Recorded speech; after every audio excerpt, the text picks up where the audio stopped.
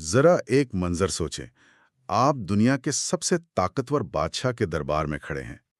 ایک ایسا حکمران جسے لوگ بھگوان مانتے ہیں، جس کا ہر لفظ قانون ہے۔ اور اس کا دربار بھرا ہوا ہے دنیا کے بہترین جادوگروں سے۔ بالکل، اور آپ وہاں جا کر یہ دعویٰ کرتے ہیں کہ آپ اس سے بھی بڑی طاقت کا پیغام لائے ہیں۔ تو آپ کو اپنی بات ثابت تو کرنی پڑے گی نا؟ جی، آپ کو کچھ دکھانا پڑے گا۔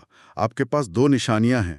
تو آج ہم اسی منظر کا گہرائی سے جائزہ لے رہے ہیں جو قرآن کی سورۃ الاعراف میں بیان ہوا ہے۔ جی، خاص طور پر آیت 107 اور 108 کا، یہ سمجھنے کے لیے کہ ان 2 نشانیوں میں آخر کیا راز پوشیدہ ہے۔ اور یہ سیاق و سباق بہت اہم ہے نا، مطلب یہ کوئی عام گفتگو نہیں تھی۔ نہیں، بالکل نہیں۔ فرعون کا دربار طاقت، شان و شوکت اور آپ کہہ لیں وہم کی ایک دنیا تھی۔ وہاں کی کرنسی ہی جادو تھی۔ اچھا، لوگ آنکھوں کے دھوکے اور ہاتھ کی صفائی کے ماہر تھے۔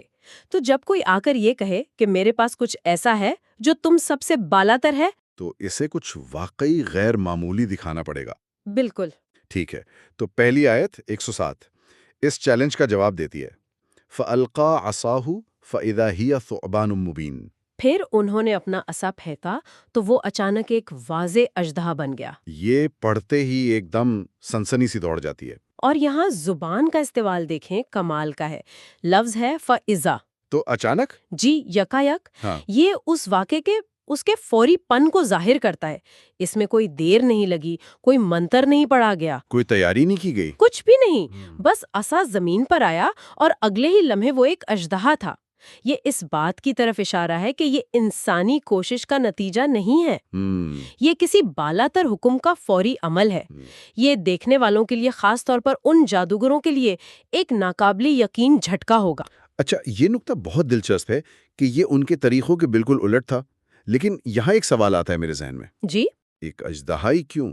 مطلب کئی ثقافتوں میں تو سانپ یا اژدے کو ایک منفی علامت سمجھا جاتا ہے، شیر کیوں نہیں یا کوئی اور طاقتور جانور؟ یہ بہت گہرا سوال ہے۔ دیکھیں، لفظ ثعبانن استعمال ہوا ہے۔ یہ عام سانپ سے کہیں زیادہ بڑی اور ہیبت ناک مخلوق کے لیے آتا ہے۔ یعنی پراپر ڈریگن یا اژدہا؟ بالکل۔ تو اس کا مقصد صرف ڈرانا نہیں تھا، بلکہ طاقت کا ایک ایسا مظاہرہ کرنا تھا جسے کوئی نظر انداز ہی نہ کر سکے۔ صحیح۔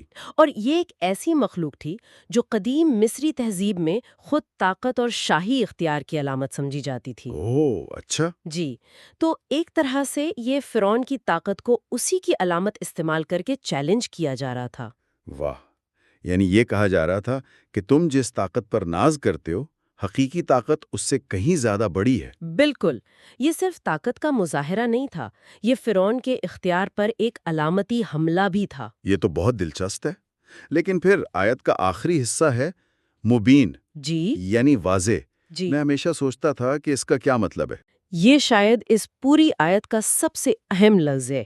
مبین کا مطلب ہے صاف، واضح، جس میں شک کی کوئی گنجائش ہی نہ ہو۔ اس دربار میں جہاں ہر کوئی نظر کا دھوکہ دینے کا ماہر تھا، یہ لفظ اس واقعے کو ان سب سے الگ کرتا ہے۔ یہ کہہ رہا ہے کہ یہ کوئی وہم نہیں، کوئی سایہ نہیں، کوئی ٹرک نہیں ہے۔ کوئی ٹرک نہیں ہے۔ یہ ایک ٹھوس، حقیقی، جیتی جاگتی مخلوق تھی جو سب کے سامنے تھی۔ تو اگر میں آپ کی بات کو صحیح سمجھاؤں تو اس دربار میں جو ماہر جادوگر بیٹھے تھے وہ تو یہ بھی کہہ سکتے تھے کہ واہ، یہ ہم سے بھی بڑا جادوگر ہے، اس کی ہاتھ کی صفائی تو کمال کی ہے۔ بہترین سوال۔ تو یہ مبین لفظ اس ممکنہ رد عمل کو کیسے روکتا ہے؟ دیکھیں، جادو کی ایک حد ہوتی ہے نا۔ جادوگر مادے کی حقیقت کو نہیں بدل سکتے، وہ صرف نظر کا دھوکہ دے سکتے ہیں۔ اچھا۔ وہ رسی کو سانپ جیسا دکھا سکتے ہیں، لیکن وہ بے جان لکڑی کو ایک زندہ، سانس لیتے، حرکت کرتے اژدہے میں تبدیل نہیں کر سکتے۔ نہیں کر سکتے۔ مبین کا مطلب ہے کہ اس کی حقیقت اتنی واضح تھی کہ وہ جادو کے دائرے سے باہر تھی۔ یہ فطرت کے قانون کی تبدیلی تھی، نظر کا دھوکہ نہیں۔ اور یہی وہ چیز تھی جس نے جی، یہی وہ چیز تھی جس نے آخرکار ان جادوگروں کو بھی سجدہ کرنے پر مجبور کر دیا، کیونکہ وہ پہچان گئے تھے کہ یہ وہ کام نہیں جو وہ کرتے ہیں، یہ کسی اور ہی سطح کی طاقت ہے۔ ٹھیک ہے، تو پہلا قدم ہے طاقت کا ایک ایسا مظاہرہ جو ناقابل تردید ہو، ایک ایسی ہیبت جو پورے دربار کو ہلا کر رکھ دے۔ یہ ایک بہت مضبوط آغاز ہے، لیکن اگر پیغام صرف اتنا ہی ہوتا تو یہ تو صرف ایک دھمکی لگ سکتا تھا۔ بالکل، اسے صرف ظلم اور زبردستی سے تعبیر کیا جا سکتا تھا۔ جی، یہی وجہ ہے کہ دوسری نشانی اتنی شاندار ہے کیونکہ وہ ماحول کو پوری طرح بدل دیتی ہے نا؟ بالکل، اگر بات صرف اژدہے پر ختم ہو جاتی تو یہ پیغام نامکمل رہتا، یہ صرف جلال کا، ہیبت کا اظہار ہوتا۔ لیکن اگلی آیت 108 جمال اور روشنی کو سامنے لاتی ہے۔ جی، وَنَزَعَ يَدَهَا فَإِذَا هِيَ بَيْضَاءٌ لِلنَّاظِرِينَ۔ تبدیلی بھی فوری اور اچانک تھی، لیکن اس کا اثر بالکل مختلف ہے۔ جی، یہاں خوف نہیں ہے، یہاں حیرت ہے، خوبصورتی ہے۔ لفظ ہے بیضاء، یعنی سفید۔ لیکن یہ کیسی سفیدی تھی؟ مطلب عام جلد کی سفیدی تو اتنی حیران کن نہیں ہو سکتی۔ نہیں ہو سکتی، اور عربی زبان میں اس دور میں سفیدی کا لفظ بعض اوقات بیماری جیسے برس کے لیے بھی آ سکتا تھا۔ اچھا، لیکن قرآن نے یہاں جو منظر کشی کی ہے وہ بالکل مختلف ہے۔ یہ بیماری کی بے رونق سفیدی نہیں ہے، بلکہ ایک ایسی سفیدی ہے جو روشن ہے، جس سے نور پھوٹ رہا ہے۔ واہ، یہ پاکیزگی، سچائی، علم اور الہی رہنمائی کی علامت ہے۔ یہ ایک ایسی روشنی تھی جو کسی بلب یا دیے سے نہیں آ رہی تھی، بلکہ ایک انسانی ہاتھ سے نکل رہی ہے۔ جی، اور پورے دربار کو روشن کر رہی تھی۔ یہ تضاد کتنا گہرا ہے، ایک طرف ایک بے جان لاٹھی کا ایک خوفناک زندہ مخلوق بن جانا، اور دوسری طرف انسانی جسم کے ایک حصے کا روشنی کا ذریعہ بن جانا، ایک زمین سے جڑی قدیم طاقت کی علامت۔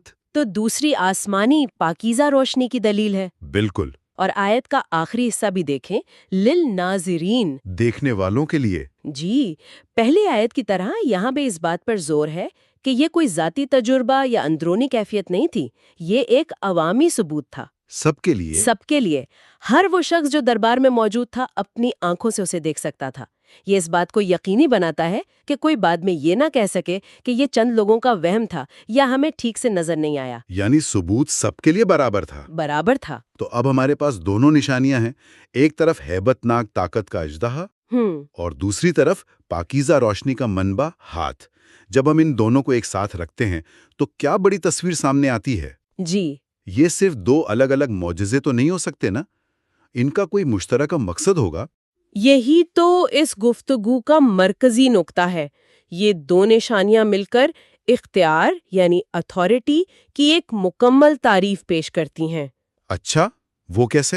دیکھیں، حقیقی اور جائز اختیار وہ ہے جس کے پاس دو چیزیں ہوں، طاقت بھی اور سچائی بھی۔ طاقت اور سچائی؟ جی، صرف طاقت ہو تو وہ ظلم بن جاتی ہے، جیسا کہ فرعون کی طاقت تھی۔ صحیح۔ اور صرف سچائی ہو لیکن اس کے پیچھے طاقت نہ ہو تو اسے آسانی سے دبا دیا جاتا ہے۔ یہاں یہ پیغام دیا جا رہا ہے کہ یہ پیغام جو لایا گیا ہے یہ کمزور نہیں ہے، اس کے پیچھے کائنات کی سب سے بڑی طاقت ہے جو اژدہے کی شکل میں ظاہر ہوئی۔ لیکن اس کی بنیاد جبر پر نہیں بلکہ واضح روشن سچائی پر ہے جو روشن ہاتھ کی شکل میں ظاہر ہوئی۔ واہ، یہ تو ایک مکمل فلسفہ ہے۔ یعنی یہ صرف فرعون کو قائل کرنے کی کوشش نہیں تھی بلکہ یہ ایک طرح سے حکومت اور قیادت کا ایک نیا ماڈل پیش کیا جا رہا تھا۔ بالکل، ایک ایسا ماڈل جو طاقت اور رحمت، جلال اور جمال دونوں کو ساتھ لے کر چلتا ہے۔ آپ اسے ایک طرح کی ڈیوائن کمیونیکیشن اسٹریٹجی کہہ سکتی ہیں۔ ہاں، دلچسپ۔ پہلا قدم، موجودہ نظام کو ہلا دو، یہ ثابت کرو کہ تمہارے پاس اسٹیٹس کو چیلنج کرنے کی طاقت ہے۔ یہ اژدہے کا کام تھا۔ ٹھیک ہے۔ دوسرا قدم، ایک متبادل ویژن پیش کرو جو روشن، پاکیزہ اور پرکشش ہو۔ یہ روشن ہاتھ کا کام تھا۔ اور ایک کے بغیر دوسرا نامکمل ہے۔ بالکل نامکمل ہے۔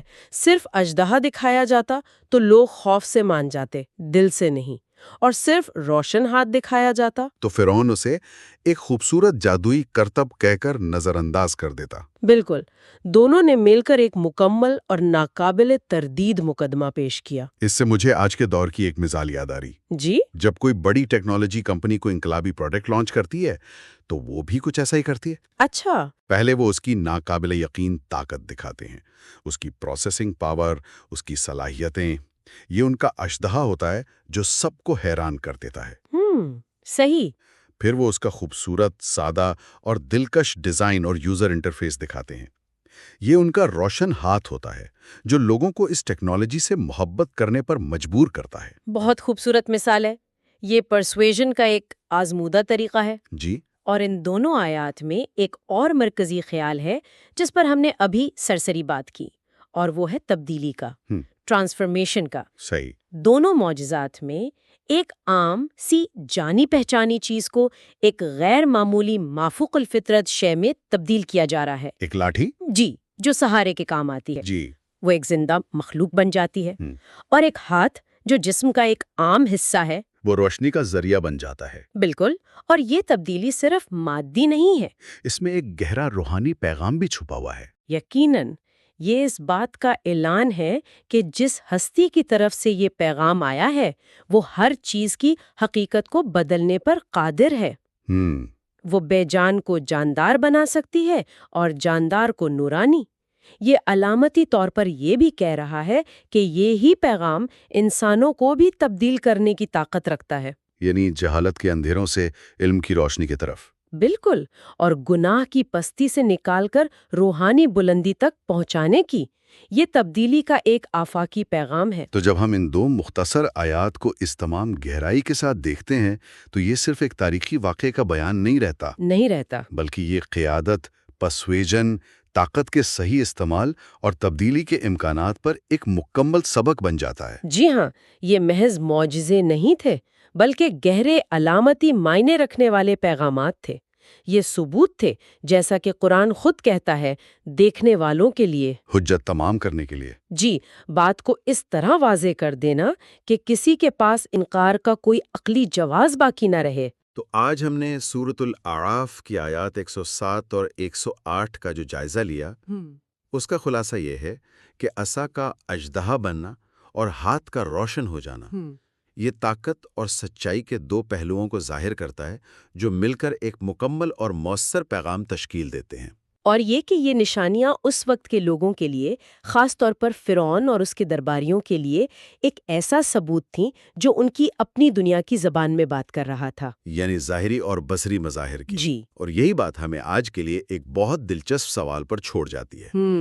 یہ آیات ایسے معجزات کو بیان کرتی ہیں جو حواس سے خمسہ سے محسوس کیے جا سکتے تھے، جو ظاہری اور مادی تھے۔ جی، آج کے دور میں جہاں علم کی بنیاد عقلی استدلال، سائنسی ثبوت اور ذاتی تجربے پر ہے، ایک نشانی یا ثبوت کی نوعیت کیا ہو سکتی ہے؟ بہت اہم سوال ہے۔ اگر اس وقت کا ثبوت بیرونی دنیا میں تھا، تو کیا آج کا ثبوت انسان کی داخلی دنیا، اس کی عقل، اس کے شعور یا کائنات کے نظام میں پوشیدہ ہے، اور ایک فرد اسے پہچانتا کیسے ہے؟